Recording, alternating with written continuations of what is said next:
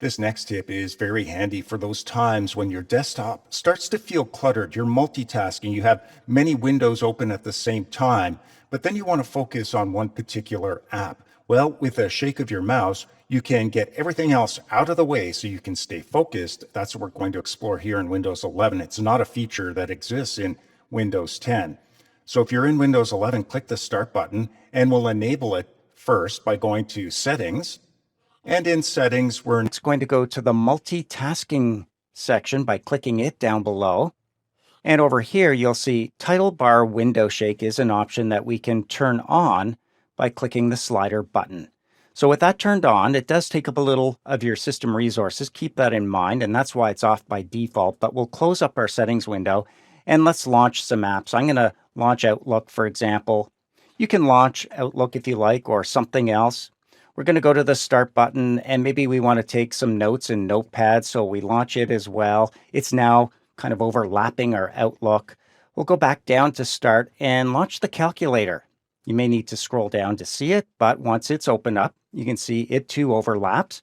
Let's open up one more so we have 4 apps open at the same time. I'm going to go to my calendar and click it. All right, now we could go to the minimize button to get these things out of the way. You can see the minimize button works to put it down below here on the taskbar highlighted. But there's a faster way. If I want to focus on Outlook, for example, I can go to the title bar I see here in the background. Just click and hold your mouse button down and now give it a shake. You'll see everything gets minimized and out of the way down below on the taskbar so we can focus on the one app that's important to us right now, Outlook. To get those back, we just go back to the title bar, click, and shake it again. Everything that was open on our desktop is reopened in its same spot. You can see them here in the background.